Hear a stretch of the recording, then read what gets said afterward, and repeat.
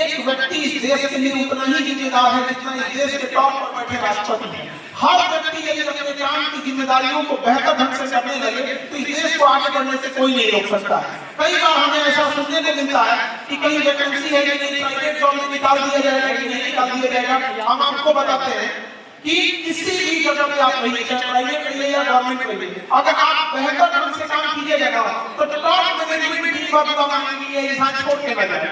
यहाँ कोई भी संस्था तो आप ऐसा बनिएगा ना, ऐसा बनिएगा। आप किसी संस्था, जैसे हमारे बगल का नाखून है, बाल है, काट के आदमी निकाल देता है, तो जब किसी संस्था के लिए छोटा नाखून बन के रहिएगा तो शायद आपको कोई कदम हटा दे। अरे बनना है तो उस संस्था के लिए दिल बंद करिए, दिल की कोई मिटा नहीं कर सके आपको।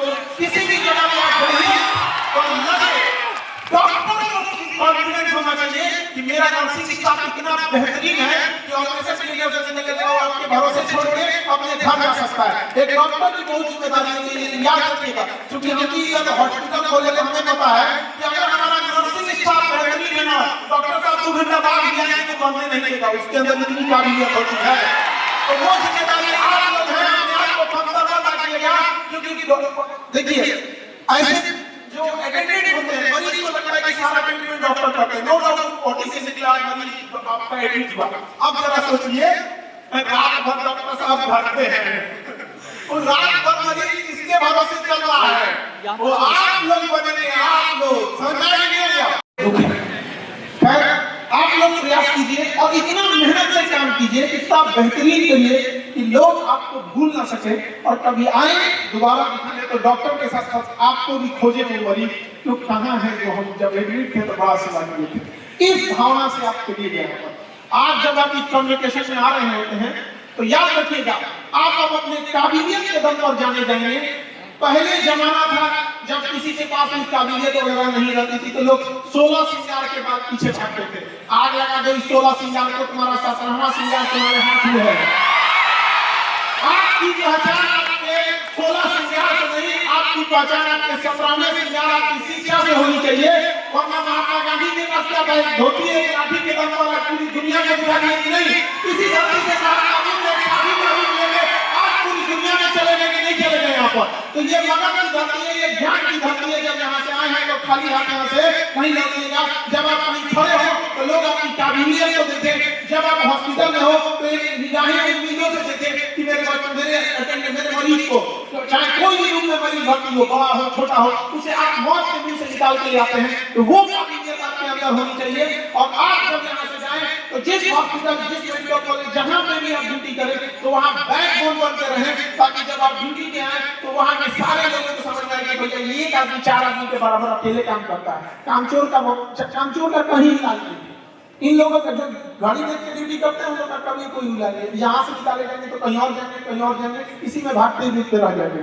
ऐसा काम कीजिए कि आपके पीठ पीछे कोई कहे अकेले 4 आदमी का काम संभाल लेता। और लड़का या लड़की हो गया जमाना, अब वही आगे बढ़ेगा जिसके पास 17वां श्रृंगार यानी शिक्षा है। बाकी अब वो जमाना गया कि आप कुछ भी करते चल रहे हैं। अभी बहुत जरूरी है और देश को आप जैसे लोगों की जरूरत है। आपने बहुत सारे लोग मिडिल क्लास से आए हैं, कोई बहुत गरीब फैमिली से आया होगा। अब आपके सामने एक 2 जिम्मेदारियां हैं, एक परिवार को भी देखना है और सामने आपका प्रोफेशनल लाइफ भी है। दोनों को आपको मिला के चलना होगा। लेकिन सबसे जरूरी चीज जो है वो संस्कार होती है। आप पैसे से पढ़ लिख के बहुत आगे चले गए, इससे कोई मतलब नहीं होता है। धन यदि गया गया न कुछ भी, स्वास्थ्य गया कुछ जाता है, सदाचार जो गया मनुष्य का समझो सब कुछ लुट जाता है। इसलिए सदाचार को कभी मत भूलिएगा। आपके बगल में बैठा इंसान को आभास न होना चाहिए कि वो गरीब है या अमीर है। कोई भी आपको चाहे जैसा भी आए, आप तन मन से सेवा कीजिएगा। विद्यालयों में भी आपको यही शिक्षा दी गई होगी, यही सिखाया गया होगा कि जब आपके सामने कोई व्यक्ति आता है तो वो मुस्कुरा के जाना चाहिए। आए चाहे जैसे भी, उसको कभी भी उसकी हैसियत देख के उसके हिसाब से ट्रीट मत कीजिएगा। आप सोचिएगा मेरे सामने जो भी आया है उसको बेहतर ढंग से शिक्षा देनी है। यहाँ पर अभी हम देख रहे थे यहाँ पर कि जब कन्वोकेशन हो रहा था तो टॉपर्स की लिस्ट में बहुत सारी लड़कियां आ रही थी। इतना खुशी होता है कि लड़कियों ने उस वीडियो को काट दिया। दिया जब उनको केवल सुंदरता के हिसाब से देखा जाता था, अब उनको उनकी काबिलियत के हिसाब से देखा जाएगा, चाहे उनको किसी भी फील्ड में हो। और जिस तरह से लड़कियां टॉप कर रही हैं, हमको डर इस बात का लगता है कि आने वाले 25-30 साल में कहीं लड़कों को आरक्षण न देना पड़ जाए कि भैया बहुत आगे निकल गई है यहाँ पर। और ऐसे ही आगे बढ़िएगा। याद रखिए लड़की लोग हम सबसे चाहते हैं कि हाथ फैलाना बंद करिए, अपने से छीनिए। अधिकार कभी मांगने से नहीं मिला है, छीन लेना पड़ता है। चाहे जैसे भी लीजिए, आजादी भी हमें भीख में नहीं ली थी, आजादी भी हम मांग के नहीं लिए थे, छीन के लिए थे आजादी। उसी तरह से आपको भी अपना हक आपको मिलेगा। और ये छीनने के लिए हथियार की जरूरत है, वो शिक्षा।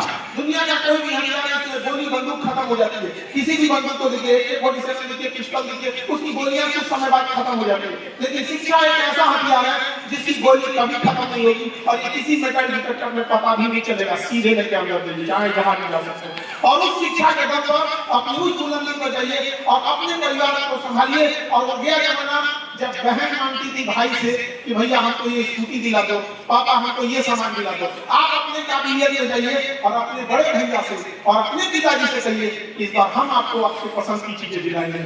गया वो जमाना जब बेटियां केवल घर संभालती थी, अभी देश दुनिया सब संभालती है। और सबसे बड़ी चीज क्या है? Medical literacy. जो हॉस्पिटल चलाते हैं